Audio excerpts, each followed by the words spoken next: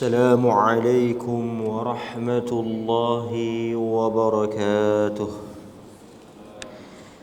الحمد لله رب العالمين، وبه نستعين على أمور الدنيا والدين، والصلاة والسلام على أشرف الأنبياء والمرسلين وعلى آله وصحبه أجمعين. أشهد أن لا إله إلا الله وحده لا شريك له، وأشهد أن محمدا عبده ورسوله. اللهم صل وسلم وبارك على نبينا محمد وعلى آله وأصحابه ومن تبعهم بإحسان إلى يوم الدين. Kita sepatutnya baca nombor 25, 345, tapi hadis yang berulang dengan hadis 24. Hadis 24, 25 ni dia mengulangi apa yang telah kita baca di dalam hadis 23. Tengok pada muka surat 350, hadis 26. Hadis 26 muka surat 350. Pertama, alhamdulillah tuan-tuan, dalam keadaan cuaca yang tidak menentu, sebahagian tempat di Perlis banjir. Alhamdulillah keadaan semakin baik dan pulih.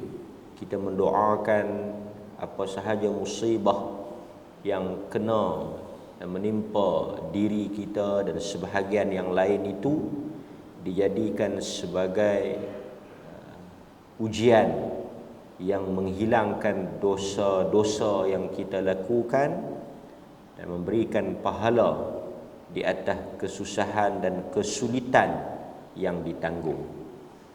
Di dalam hal ini tuan-tuan, tidak ada satu urusan ataupun perkara yang berlaku dalam kehidupan seorang Muslim melainkan kesemuanya punya kebaikan.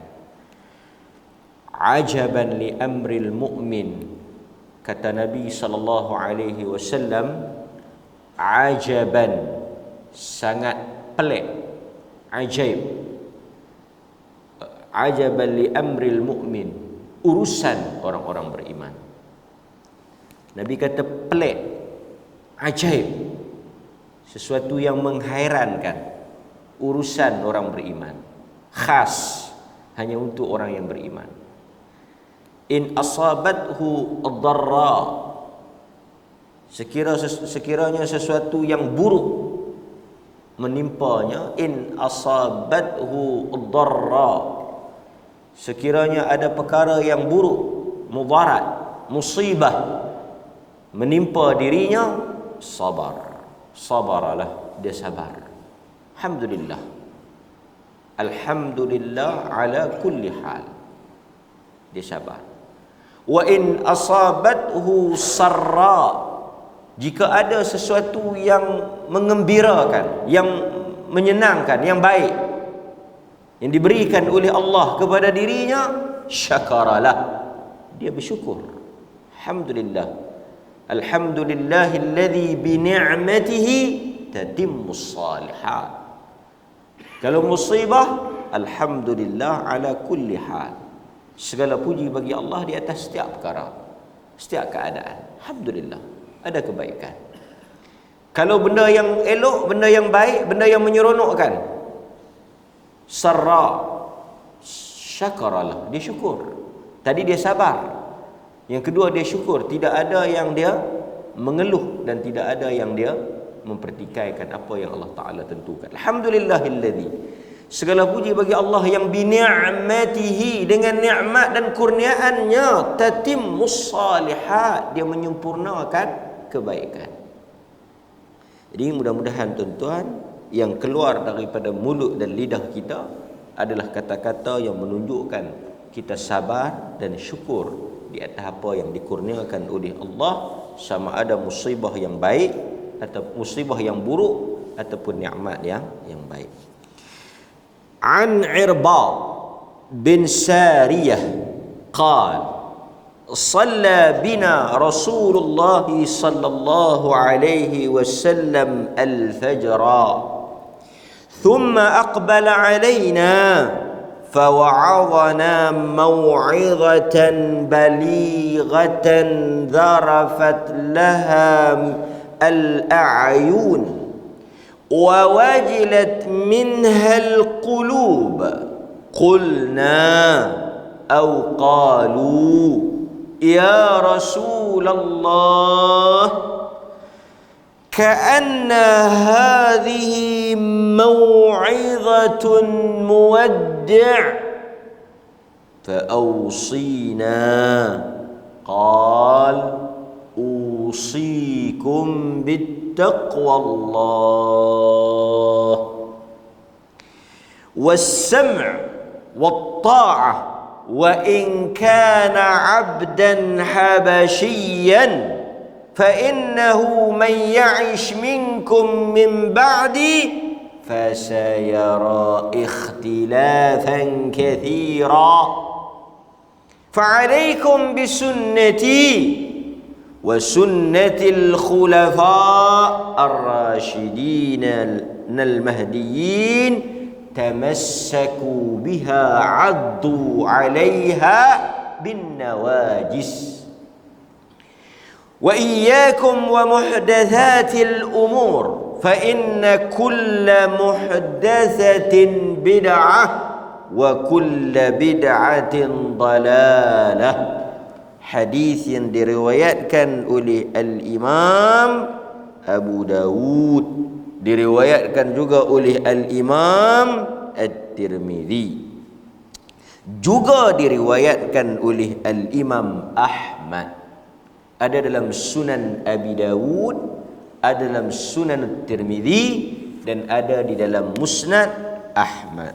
Hadis ni hadis yang sangat penting di dalam bab al-i'tisam bi kitab wa sunnah, berpegang kepada kitab dan sunnah. Mari kita tengok apa terjemahan hadis ni. Daripada sahabat Irbad bin Sariyah, sahabat yang meriwayatkan hadis ni, yang menyampaikan hadis ni, yang dia dengar ataupun dia menyaksikan, dia melihat, dia mendengar, dan dia berada pada keadaan itu, pada situasi itu, pada peristiwa itu. Irbad bin Sariyah kata dia, "Shalla lana Rasulullah sallallahu alaihi wasallam al-fajr." Satu pagi, pada satu hari, shalla lana, telah bersalat, shalla, telah bersalat bersama dengan Nabi sallallahu alaihi wasallam. Nabi sallallahu alaihi wasallam ni telah salat al-fajr, fajar. Salat apa? Sembahyang subuh. Irbad bin Sariyah dia kata, satu hari kami telah salat dengan diimamkan oleh baginda Rasul, salat subuh berjamaah. Semayang subuh berjamaah. Al-fajr, semayang subuh ni juga disebut dengan semayang fajar, kerana subuh ni nak menentukan masuknya waktu terbitnya fajar. Sebab itu kalau kita tengok definisi puasa, menahan diri. Puasa apa dia? Menahan diri daripada makan, tak boleh minum, tak boleh bersetubuh, dan perkara yang lain lah, banyak lagi lah yang membatalkan puasa, bermula daripada terbit fajar, bermula dari terbit fajar sehingga terbenam matahari. Atau kita juga boleh tukar istilah ataupun definisi itu, bermula daripada subuh hingga maghrib. Karena terbitnya fajar itu subuh, terbenamnya maghrib itu, terbenamnya matahari itu ialah maghrib.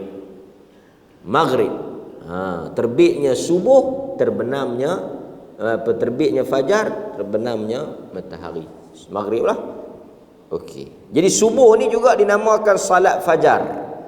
Ada orang tanya, apa itu salat sunat fajar? Salat sunat fajar apa dia? Salat sunat subuh lah. Fajar itu subuh. Kan? Okey.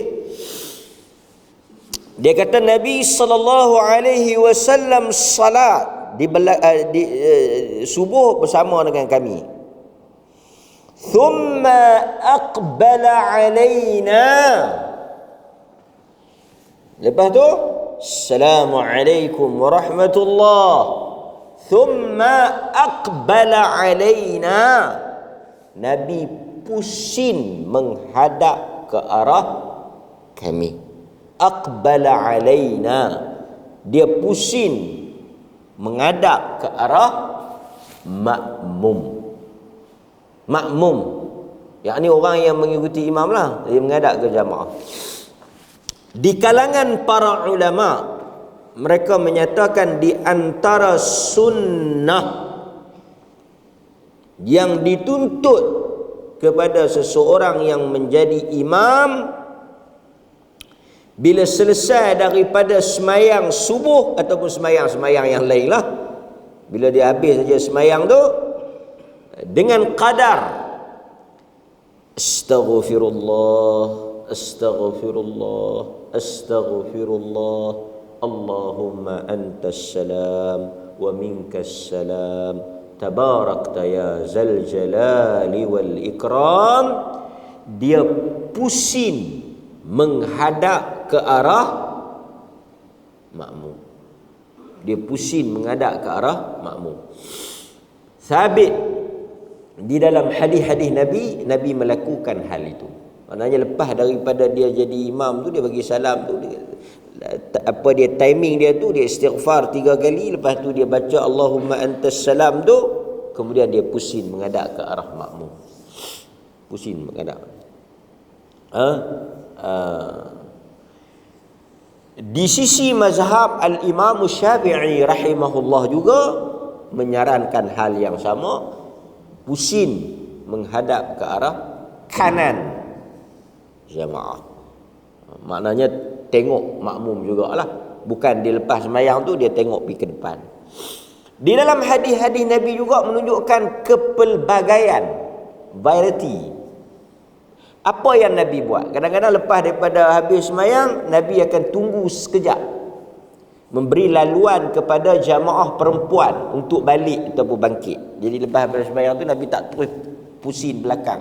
Nabi duduk sekejap, zikir, dengan kadar istighfar 3 kali, bagi jemaah bangkit. Pasal zaman Nabi tak ada tirai lah kan, takut kalau pusing terus nampak jemaah perempuan. Ada juga dalam hadis Nabi SAW habis daripada salat, terus baginda bangkit, melangkah bahu-bahu sahabat keluar daripada masjid. Maknanya banyaklah. Dia tidak ada sesuatu yang mengikat. Mengikat. Maksudnya kalau kita nak zikir, tapi yang pusing menghadap makmum ni imam sajalah, yang makmum tak payah duk beralih lah. Sekali lagi tuan-tuan silap faham, Nabi lepas semayang beralih, pakat duk beralih belakang. Kan? Dah jadi pelik pula. Ada yang Nabi SAW ada ketika dia duduk, dia zikir, ada ketika dia duduk. Macam lah hadis ni dia tak zikir. Thumma aqbala alaina fawa'adha. Nabi SAW habis daripada salat, dia pusing belakang, dia bagi tazkirah. Dia bagi tazkirah. Dia bagi tazkirah. Maknanya habis-habis daripada semayang tu, dia pusing, dia bagi tazkirah. Pun boleh. Tapi bukan selalulah. Dalam hadis ni maksudnya apa? Tidak menjadi suatu benda yang mengikat seseorang itu lepas daripada salat, dia mesti duduk di tempat tersebut dan dia mesti berzikir. Yang tu yang selalunya lah. Tapi kalau ada keperluan mungkin tu imam nak pusing bercakap, ada makluman, ada nasihat ke apakah, tidak menjadi satu perkara yang Salah lah. Ataupun mungkin kalau tuan-tuan nak balik terus ada urusan kan, tuan-tuan istighfar, astaghfirullah, astaghfirullah, astaghfirullah, Allahumma antas salam wa minkas salam, tabarakta ya zal jalali wal ikram, baca 3 kul ayat kursi, yang ringkas-ringkas tuan nak bangkit balik pun tidak menjadi satu halangan. Cuma di tempat-tempat yang apa dia ni bebas zikir bersendirian seperti yang dibuat oleh Rasulullah ni, di tempat-tempat yang mereka mengikut sunnah seperti yang Nabi buat, iaitu zikir bersendirian tidak berjamaah, maka itu menjadi satu benda yang baiklah kan. Mereka boleh, kau ni zikir panjang, kau ni ikut kadar hajat masing-masing. Mungkin dia zikir, dia tak ada urusan sangat, dia zikir panjang, dia duduk, dia baca doa ke apa, yang lain mungkin sambung dalam kereta dan sebagainya. Benda itu ada keluasan. Cuma ada orang yang agak ekstrim ni, dia kata orang yang bangkit ni sombong.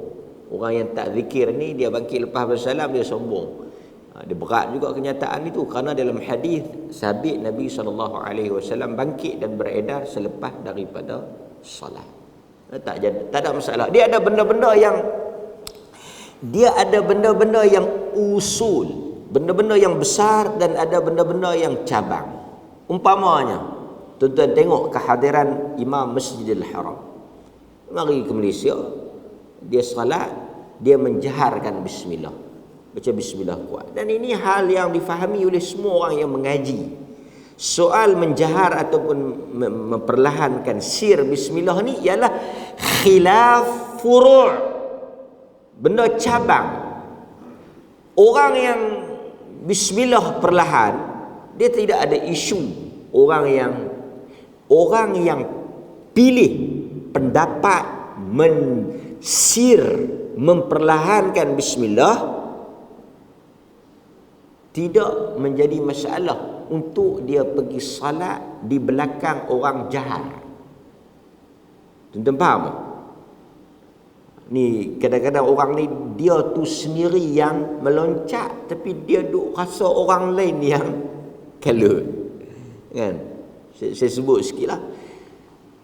Orang yang dia pilih pandangan bismillah perlahan, bukan tak baca,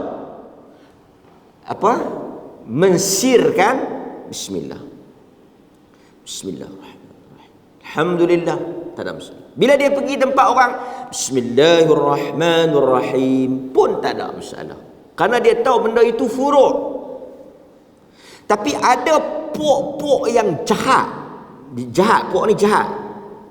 Di antara ciri-ciri Wahabi ialah bismillah pelan, punya mangkak. Dia buat lisuh. Di antara ciri-ciri Wahabi tidak membaca kunut, bismillah pelan. Tiba-tiba imam Masjidil Haram sengak, menikus. Ini yang kita pelik. Ciri-ciri Wahabi. Apa Wahabi? Tak baca kunut. Bukan kata kalau kita nak senarai tak bismillah, bukan sahaja isu Wahabi ke apa. Di sisi mazhab Hanafi juga tak baca bismillah. Hatta di dalam mazhab Hanafi bismillah pula. Hatta di dalam mazhab Malik. Mazhab Malik. Malik, bukan mazhab Wahabi, mazhab Malik. Makruh. Mazhab Malik makruh baca bismillah. Adakah orang-orang yang mazhab Malik Wahabi? Itu punya tokoman spana, low class, tak ilmiah langsung, tak ada standard. Senarai tu satu benda lapuk masyarakat tu, dan tengok imam Mekah mai penuh masjid Shah Alam, menunjukkan orang dah tak peduli dah isu Wahabi ni. Adalah satu dua mangkak yang derian tak apa nak masak, yang tak boleh nak makan tu, adalah seekor dua yang tak habis-habis lagi duk main isu ni. Orang dah pergi zaman AI. Tuan-tuan tahu zaman AI sekarang ni, kita lah ni tuan-tuan kena tahu ni, tuan-tuan kena semua kena tahu ni, kita lah ni zaman artificial intelligence. AI tau, zaman AI. Zaman orang dah bergerak ke hadapan lah ni, orang dah boleh tanya chat GP apa semua tu dah. Dia duk kira bismillah pelan, bismillah darah punya tak berkembang. Otak duk kecut macam tu. Lepas itu kita kata kita kena banyakkan meminum susu dugro supaya sel-sel otak kita berhubung dan tumbesaran kita menjadi aktif dan cerdik. Bismillah ni bukan isu besar. Dia mari jadi imam semayang, ada semayang saya dipahamkan dia baca bismillah kuat, ada dia baca bismillah, tak ada masalah. Bukan ciri-ciri Wahabi kan. Ini buat senarai, ada masa pula buat senarai. Ini orang yang tak ada kerja dan tak tahu nak buat apa. Duk saja-saja tulis benda tak ketahuan halal. Pok ni lah. Pok yang duk buat list ni. Ciri-ciri ni. Sedangkan benda tu dalam mazhab Malik tak baca, mazhab Hanafi juga mensirkan, mazhab Syafi'i memilih untuk jahat, tak ada masalah. Sebab itu orang yang bila dia mai sembahyang di masjid yang tak baca qunut umpamanya, dia pergi masjid yang baca qunut, dia baca qunut, tak ada masalah. Orang yang membaca bismillah perlahan tidak pernah menyesatkan orang yang baca bismillah kuat. Tapi kadang-kadang orang yang pilih bismillah kuat menyatakan orang yang baca bismillah pelan ni. Lepas tu dia kata pula orang yang baca bismillah pelan tanda-tanda teroris. Tu dia punya benak ubi. Bukan benak ya, benak ubi. Tak baca bismillah ada kaitan dengan pengganas. Ini benda-benda yang patut. Jadi Nabi SAW sallalana Rasulullah. Dia semayang, thumma aqbala alaina. Dia beralih menghadap kepada kami dan dia memberikan mau'izatan. Dia memberikan tadhkirah. Tapi bukan kebiasaan lah, bukan kebiasaan. Ada sekali dua kali dia bagi tazkirah. Kadang ada benda yang berlaku di dalam salat, lepas habis semayang Nabi akan cerita. Itu normal, luas. Luas. Mau'izatan balighatan darabat lahal a'yun. Peliknya di dalam ucapan baginda itu atau mau'izah ni peringatan, nasihat. Mau'izah yang disampaikan oleh Nabi pada pagi tersebut mau'izatan balighatan dharafat laha al-a'yun. Orang ni bila dia bercakap kita akan dapat rasakan feel dia cakap. Kan? Tuan-tuan biasa pergi dekat orang mati, yang nak mati, nazak. Orang yang nak mati, nazak ni, bila dia pesan satu benda, macam mana tuan-tuan rasa? Tuan-tuan umpamanya jaga orang sakit, lepas tu tengok macam dia nak habis umur lah, nak pi lah, nak mati lah. Kemudian dia akan sebut beberapa perkara lah, wasiat. Tuan-tuan rasa macam mana? Dia akan stres, dia akan tekankan hal itu dan dia akan sampaikan dengan penuh perasaan kerana ini barangkali adalah nasihat yang terakhir. Orang ni contoh macam ni lah. Kalau mati ni mungkin jarang lah, pasal selalu kita pi ni mati dah. Orang nak pi berjalan, nak pi Mekah, kita ambil contoh pi Mekah. Tuan-tuan nak pergi hantar orang pergi Mekah. Pak ke, mak ke, suami ke, isteri ke nak pergi Mekah. Sebelum dia nak pergi masuk ke dalam balai pelepasan tu, kalau di KLA 1 tu yang dia nak turun lift tu kan, nak pergi ke bawah.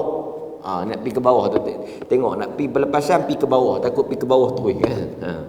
Nak pergi ke bawah tu, last tuan-tuan nak jumpa tu, dia akan ada selalu pesan memesan lah. Masa tu dia pesan lagu mana? Duk pergi elok-elok, semayang jangan duk tinggal, apa-apa bincang elok-elok. Dia punya feel tu, dia punya rasa tu, dia punya ucapan itu begitu menyentuh jantung hati kita. Tapi kalau dia nak pergi merkik, dia nak pergi nak, hari ni nak pokok getah. Dia nak pergi nak pokok getah. Dia duduk di Banat. Dia nak pinat pokok getah, dia pesan lagu mana? Duk gelek elok lah. Yang duk bergaduh. Apa-apa bincang elok. Ayah hang nak pergi mana? Aku nak pinat pokok getah Ustaz. Awak yang bercakap macam orang nak mati ni. Nampak? Faham ke tak? Tak faham lagi, tak tahu nak buat contoh. Habis contoh dah bagi. Maksudnya dia nak bagi tahu kata apa yang Nabi sampaikan pada pagi itu sangat menyentuh hati. Pesanan seakan-akan orang yang hendak meninggalkan kita buat selama-lamanya. Pesanan orang yang bakal meninggal. Dia kata mau'izatan balighatan, menusuk kalbu, mencengkam jiwa, menyentuh perasaan sampai ke dalam minda. Balighatan, sampai. Ada orang dia bercakap terawang-awang, tak masuk, tak jejak. Orang Kelantan kata tak jejak.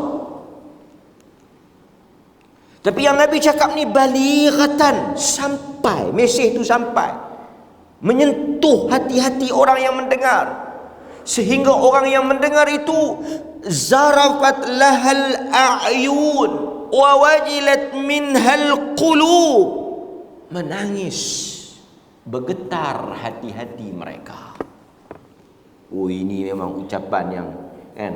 Sebab itu tuan-tuan, kalau ada masa tengok orang-orang yang hebat berpidato.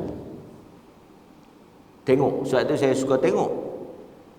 Apa ni? Karena Nabi kata inna minal bayan lasihr. Ucapan ini, sebab itu Nabi Musa alaihi salam ada masalah dalam pertuturan. Dia ada sebahagian kata dia pelak. Sebab itu dia minta Harun. Harun itu dipilih, dilantik jadi rasul untuk membantu dia. Nabi kata inna minal bayan, ucapan, cakap ini sihir. Sihir ni dia boleh jadi baik, dia boleh jadi tak baik lah. Ucapan ni. Sebab itu Nabi ni bila dia cakap zarafat lahal a'yun, menangis orang yang dengar. Wa wajilat, bergetar jiwa yang mendengar, takut. Pasal itu tuan-tuan tengok orang, kadang-kadang manusia dia boleh terpukau, dia boleh terikut hanya dengan ucapan. Tengok ucapan-ucapan pemimpin-pemimpin hebat. Ucapan Soekarno.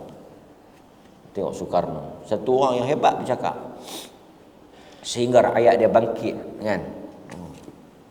Antara dia kata apa ucapan dia kata, jika tulisan jika lidah dan lisan gagal berbicara, sudah sampai senjata berbicara. Tu ketika dia nak gayang Malaysia, sakat bahasa-bahasa dia menyebabkan orang yang dengar jadi naik semangat. Itu bahaya. Ucapan-ucapan ni dia berkesan. Sebab itu orang yang nak berucap, dia kena memikirkan kesan daripada ucapan dia. Kerana manusia ni dia boleh tersihir dengan mendengar kata-kata, kan? Kemudian bila mereka dengar Nabi SAW bagi ucapan yang begitu menyentuh jiwa mereka, mereka kata kat Rasulullah, ka'anna hadhihi mau'izatun muwaddi'. Rasulullah, ka'anna hadhihi mau'izatun muwaddi', seakan-akan ini ucapan orang yang hendak berpisah. Muwaddi', seakan-akan ini ucapan yang terakhir. Fa'ausina, bagi wasiat kat kami, bagi pesanan kat kami. Kalau inilah pertemuan kita yang terakhir, kalau inilah detik masa yang terakhir, usina, bagi kami wasiat. Tuan-tuan hadirin mukminin, antara benda yang agama ajar kita saling wasiat, mewasiat. Wa tawasau bil haqq, wa tawasau, berpesan-pesan. Maknanya agama ni dia sifatnya apa? An-nasihah, at-tanasuh, saling nasihat, menasihati. Sebab itu Nabi kata apabila orang datang minta kat kita nasihat, fansahlah, hendaklah kita bagi nasihat. Kalau kita tak tahu apa, kita nak kata satu orang, dia kata hang pesan mai kat diriku. Nabi kata pesan dengan takwa. Pasal tu tuan-tuan tengok tu imam kan, khatib Jumaat, dia akan kata apa? Usikum wa iyaya bittaqwallah. Aku berpesan kepada kamu dan diriku dengan bertakwa kepada Allah. Usikum wa iyaya bittaqwallah. Itu takwa. Jadi Nabi kata apa? Dia berkata fausina. Kita pun kalau jumpa orang-orang saleh, kita kata nasihat kat saya. Dan kita pun bila orang minta nasihat, jangan duduk low class pula. Jangan duduk low profile sangat. Tapi minta kat orang lah, saya pun bukan baik sangat, saya pun tak tahu mana, saya pun teruk lah, tak payah dah dengar apa nasihat saya pun lebih kurang. Jangan. Tak mestinya nak beri nasihat, nak memberikan satu, kata apa dia ni lah kata-kata ni, dia mesti orang yang baik, perfect. Oh, jenuh kita kalau itu tak ada siapa boleh bagi nasihat. Dia duk nasihat, dia pun 3 kali 6 kan. Jangan. Bukan syarat mesti orang itu sempurna.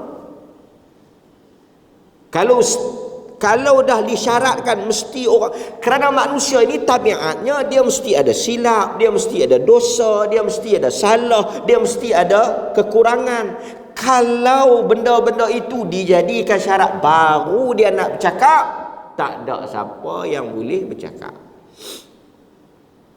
Jadi tuan-tuan, kita jangan tengok diri dia tu, kita jangan tengok batang tubuh dia tu, kita jangan tengok dia tu, tapi kita tengok pada isi apa yang dia nak cakap. Apa yang dia cakap tu kalau betul benar, kita ambil. Orang tu sendiri dia cakap pun tak apalah, itu urusan dia, kelemahan dia, kekurangan dia. Kan seorang bapa nasihat anak, kalau anak bapa tu perfect, kan dia kata belajarlah betul-betul. Bapa dulu belajar apa? Kalut bapa dia. Tak boleh nasihat langsung. Kan?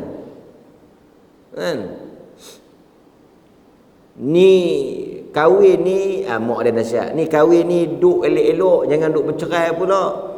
Jangan duk bergaduh, kalau bergaduh bincang elok-elok. Mak pun 7 kali tukar laki. Mau nasihat kita pula dia. Kalut kita. Kan? Tak boleh lah kalau kita duk ukok macam tu. Tu imam nak nasihat kita baru 3 hari jadi imam. Oh, kalut tu imam tu. Tiba-tiba tu imam baca khutbah. Lepas tu tajuk pula, jujur di dalam pekerjaan. Tu imamnya tajuk kita amanah dalam menunaikan tugas. Jemaah dia kata subuh tadi dia tak main, ni Jumaat baru nampak muka. Tugas apa? Kalut lah macam tu kan. Lepas tu imam tu kata, "Oi, dia imam satu, dia telefon imam dua. Amanah dalam tugas, jangan ponting kerja." Aku rasa tak pada aku nak baca, pasal aku pun tugas tak apa nak main. Hang baca, aku lagi teruk. Sebab tu saya kata tuan-tuan, don't judge. Jangan kita hukum di atas orang tu, tapi kita nilai apa yang dia kata. Kalau dia kata benda yang betul, benda yang benar, benda yang hak, kita terimalah. Walaupun dia tu mungkin kekipnya pun. Kan? Nampak? So, jadikan budaya nasihat. Orang Melayu ni dia agak sensitif kalau orang nasihat kat dia. Oh, dia pantang. Ni di tempat cik tadi saya tengok pak cik duduk salah semayang tu. Ni, hang kencing cabang, aku makan garam dulu, ubur-ubur duduk lembut nak tegur aku. Orang Melayu cukup pantang tegur ni. Dia beza dengan orang putih, dia beza dengan orang Arab. Orang putih, orang Arab ni, oh thank you. Dia hati dia lebih terbuka. Tapi orang Melayu ni dia jangan duk tegur tak tahu lah. Dia sensitif. Dia rasa benda tu memalukan dia, sedangkan teguran ni biasa. Wa tawassaw bil haq. Kan? Man ra'a minkum munkar. Siapa tengok benda yang salah, benda yang silap, tegur. Dia tengok kau tu semayang tak apa nak betul, dia beritahu. Kan? Dia rasa sombong, kan? Baik. Kita sambung. Apa Nabi pesan? Ni pesanan yang penting ni. Nabi tak ceritalah benda-benda kecil. Nabi cerita benda-benda besar. Pasal tu nak jadi orang hebat, orang yang, sebab tu kita selalu pesan, tengok ucapan-ucapan Nabi, tengok Quran. Al-Quran Ummul Kitab. Quran ni dia sentuh benda besar. Quran ni lengkap. Tapi Quran bila dia cakap benda besar. Pasal tu orang duk kata kalau Quran lengkap, kalau Quran tu lengkap ada semua benda, kenapa tak ada cara nak buat mirabui? Pasal apa tak ada cara nak perbaik kereta? Pasal apa tak ada cara nak buat rumah? Kerana benda tu benda kecil. Benda tu hampa boleh fikir ke diri. Tapi Quran bila dia ajar benda yang besar. Makan benda yang halal. Itu tajuk yang besar. Apa yang hampa nak makan, selera hampa, cita rasa hampa nak telan apa, itu ikut suka hampa lah. Tapi Quran letakkan satu guide, satu panduan besar. Nak makan benda halal, nak makan benda yang baik, apa yang hampa nak makan, apa yang hampa selera, resipi apa, menu apa, benda kecil-kecil gitu apa fikir ambil Sebab itu kita tengok tuan-tuan, orang lelaki Quran, orang lelaki beza orang lelaki dengan perempuan. Orang lelaki ni ar-rijal qawwamuna 'alan nisa. Tabiat Allah Taala bila dia jadikan lelaki ni rijal. Pasal itu jadi rijal. Lelaki ni jadi lelaki yang betul. Ar-rijal qawwamuna 'alan nisa. Lelaki itu adalah ketua, pemimpin kepada orang perempuan. Pemimpin, ketua, dia fikir benda besar. Masa tu Allah jadikan lelaki ni dia tak fikir benda kecil. Jarang orang lelaki duk fikir bak terai, bak langsir, bak sarung kosyen, bak sarung meja, bak nak bekas nak buh bawang, bekas nak buh halia. Jarang orang lelaki. Ada tuan-tuan fikir nak buh beras, nak buh halia, nak buh bawang, benda kecil lah rumah tangga hak kecil-kecil ni orang lelaki tak fikir. Tapi kalau orang lelaki tu cantik boleh buh halia ni. Kita tengok. Kita pun tengok atas. Kerana dia rijal, dia fikir benda besar. Pasal tu dia tak fikir ni tarikh lahir, tarikh beranak apa semua nak sambut birthday. Kerana benda tu benda kecil. Bukan benda besar. Benda besar apa dia? Dia nak bayar api, yang tu besar. Dia nak fikir nak kerja, nak cari makan macam mana, nak bagi ada makan di rumah. Kan?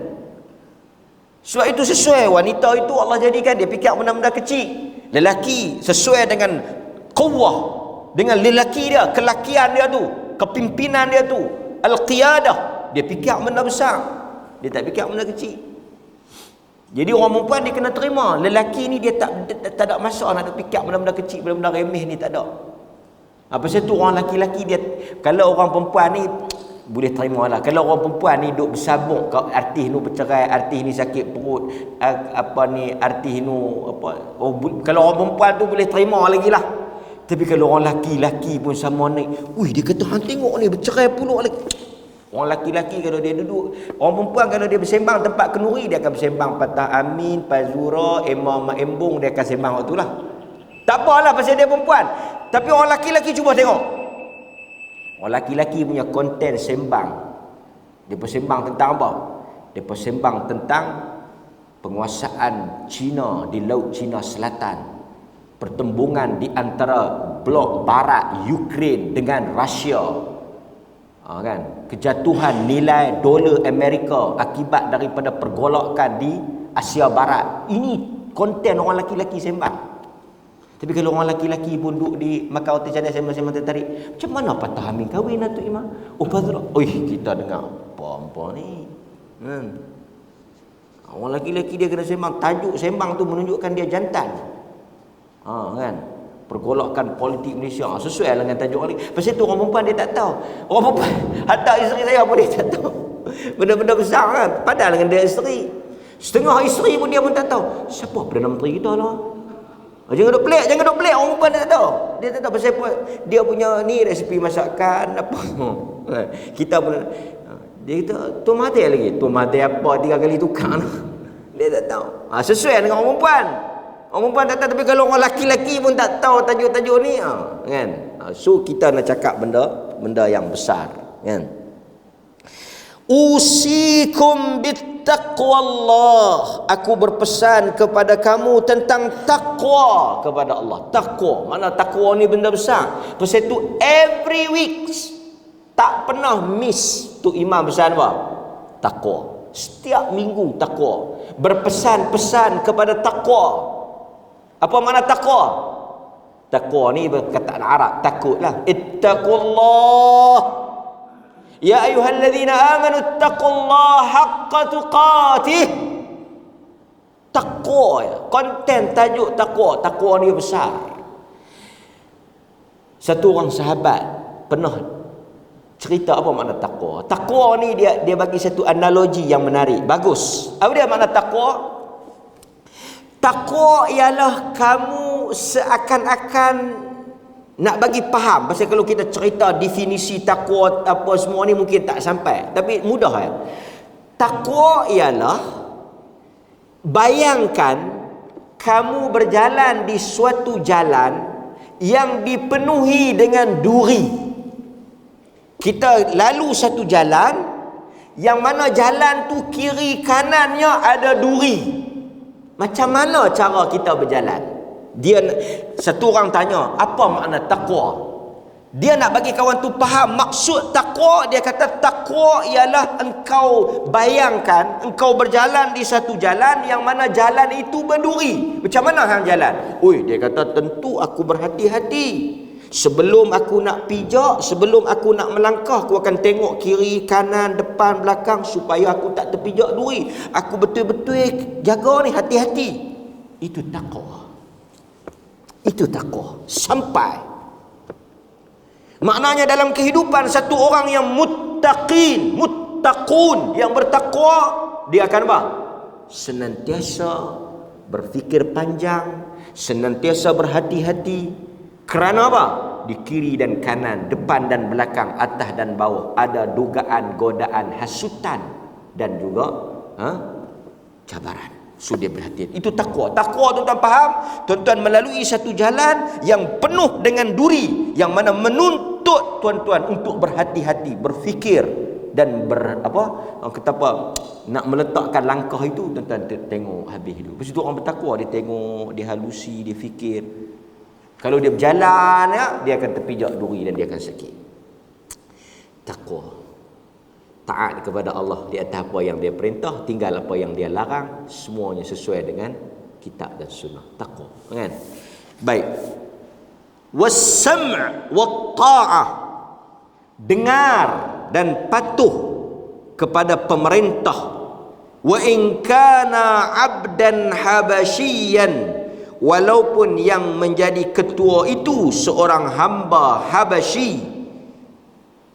Yang ni satu perintah untuk kita dengar. Taat pada ketua. Ketua ni tak kira lah. Yang paling tinggi sekali ulil amri, pemerintah negara lah. Agung, Perdana Menteri, Raja-Raja, Menteri Besar, semua tu peringkat politik. Itu kita kena taat lah. As-sam' wa ta'ah. Nabi kata dengar dan taat.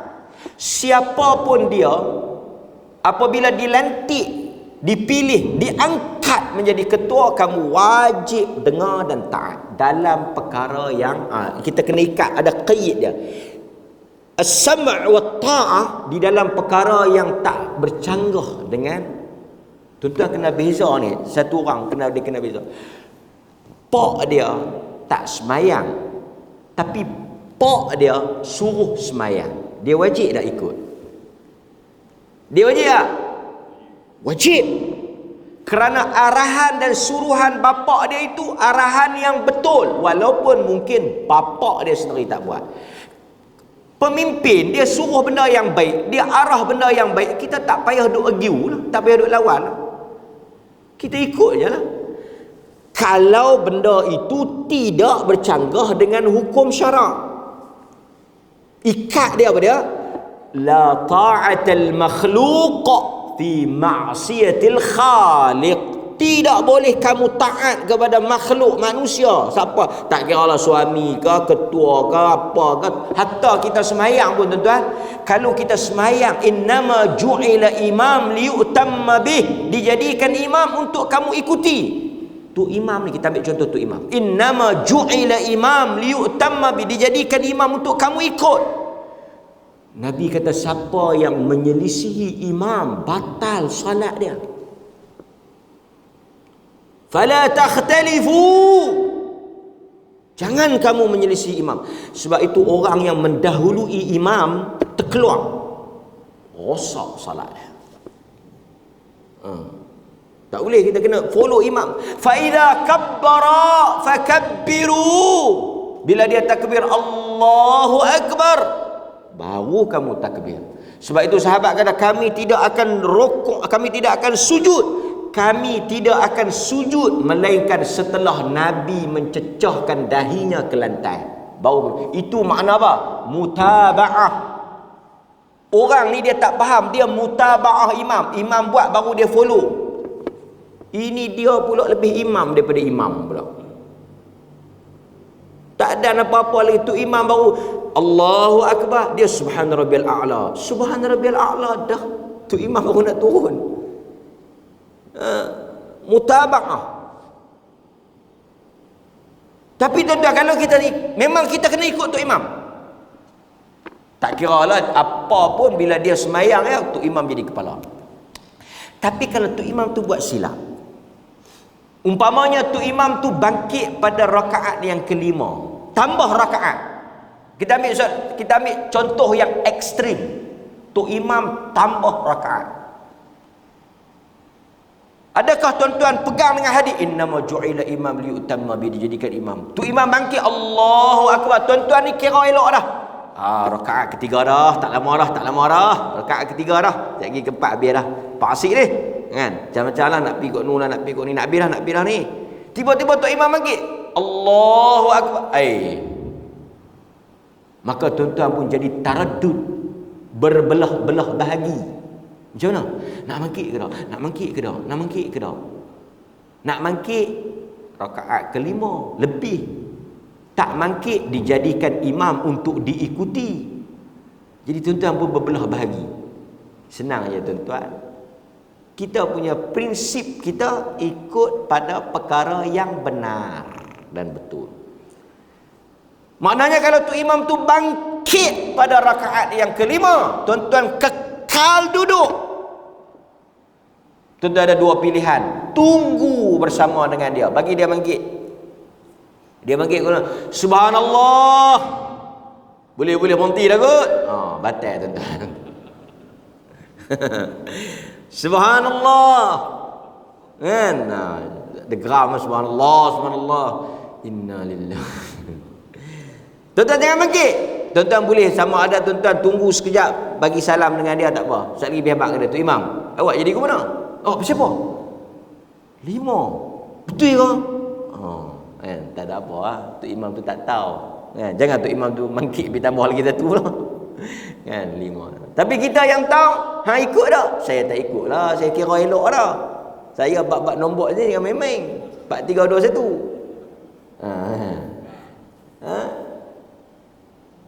Dia kalau dia ikut satu orang macam ni ya tuan-tuan. Kita ambil masa mudah ya pagi-pagi ni. Kita pikir teruk-teruk sangat. Kita berjalan satu jalan, kawan depan kita jatuh lubang. Kita duduk di belakang, nampak dia jatuh tergolek bawah tu. Kita nak jatuh tak? Kita akan pergi ikut tepi. Dia kata awak pergi ikut tepi, aku tak mau jatuh lagi orang.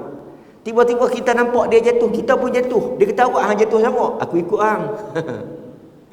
Kita tuan-tuan dalam hal ni benda tu, apa pun suami ke siapa suruh ke, kalau benda yang haram kita kena ingkar. Kita kena ingkar. Banyak hadis-hadis yang tunjukkan. Baik. Kemudian kita sambung balik taman tadi. Okey. Nabi kata may ya'ish minkum, kita ambil last lah. Nanti kita sambung next kuliah. May ya'ish minkum yara ba'di ikhtilafan katsira. Siapa yang hidup selepas daripada aku, ni satu benda yang mukjizat. Bagi tahu benda yang tak berlaku lagi. Nabi dah bagi tahu benda yang tak berlaku lagi dan hak. Benda tu betul berlaku. Nabi kata siapa yang hidup selepas daripada zaman aku ni, kamu akan lihat fasayara ikhtilafan katsira, perbezaan, khilaf, pertelingkahan, perselisihan yang banyak. Nabi bagi tahu dah, jangan pelik. Nabi kata siapa yang hidup selepas daripada zaman aku ni, zaman tabi'in, tabi'ut tabi'in, zaman sampai ke zaman kita. Zaman kita tu dah 1400 tahun lebih, lagi lama. Nabi kata mim ba'di, siapa yang hidup selepas daripada zaman aku, dia akan lihat perselisihan yang banyak. Banyak, bukan sikit, banyak. Kan? Sebab tu kita bangkit semayang tahajud, kita doa kan. Allahumma rabba Jibril wa Mikail wa Israfil. Kan? Ya Allah, Tuhan Jibril, Tuhan Mikail, Tuhan Israfil. Anta tahkum, engkau yang menghukum baina ibadika fima kanu fihi yakhtalifun. Engkau menghukum di atas apa yang hamba-hamba engkau berbeza dan berselisih padanya. Tunjukkan aku mana yang benar. Ketika kita bangkit tahajud antara kita dengan Tuhan, berdua-duaan, tidak ada ketika tu tak ada manusia lain, kita minta Tuhan tunjuk yang mana betul. Maka Nabi bagi satu solution. Satu ya. Penyelesaian dia satu ya. Kamu tak mau berselisih, kamu tak mau berbeza dalam benda yang salah lah. Fa'alaikum bisunnati wa sunnatil khulafa ar-rasyidin al-mahdiyyin. Pegang dengan sunnahku dan sunnah khulafa, sunnah sahabat-sahabat aku. Kalau tuan-tuan, ni nak ringkas. Kalau seorang sahabat buat, tak jadi hujah. Kalau perbuatan tu sahabat tu seorang saja buat, dia tak jadi hujah. Maknanya tuan-tuan tidak wajib berpegang ataupun tak semestinya ikut. Perbuatan sahabat yang menjadi hujah ni bila mereka buat beramai-ramai. Bila ramai sahabat buat, amalan tu ramai sahabat buat, dia jadi hujah. Dia jadi hujah. Kalau seorang buat, dia tak jadi hujah. Tahu jadi hujah ni maksudnya kena pegang lah. Dia kena pegang. Baik. Nabi kata tamassaku biha wa addu. Pegang dan gigit. Bukan takat pegang, gigit. Gigit ni nak menggambarkan kena betul-betul pegang. Pasal apa? Banyak sebab lah. Kan? Tapi nanti dalam kuliah lepas kita akan syarah bab ni saja. Pegang dengan gigit dengan gigi geraham. Gigi geraham. Dan hati-hati dengan perkara yang baru. Nabi sebut. Kalau perkataan ni, kalau ni Nabi sebut ni, jaga-jaga dengan perkara yang baru. Kerana sesungguhnya setiap perkara yang baru itu bid'ah dan setiap bid'ah itu sesat. Nabi kata. Jadi tuan-tuan nampak tak? Lawan kepada sunnah itu ialah bid'ah. Berpegang dengan apa yang lama, yang asal, bukan berpegang kepada apa yang diada-adakan. Muhdatsah. Kan? Muhdatsah. Mudah-mudahan tuan-tuan kita akan sambung panjanglah lagi pada peringkat yang bawah tu kan. Tapi cukup dahulu setakat ini. Kita akan tengok huraiannya pada kuliah yang akan datang insya-Allah. Tapi dalam menghadapi perbezaan dan perselisihan ni, fa'alaikum bisunnati. Berpegang dengan sunnahku. Mudah ya. Ada yang kata hu boleh, ada yang kata hu boleh, ada yang kata hu tak boleh. Berselisih. Ada pihak kata boleh, ada pihak kata tak boleh. Apa solusinya?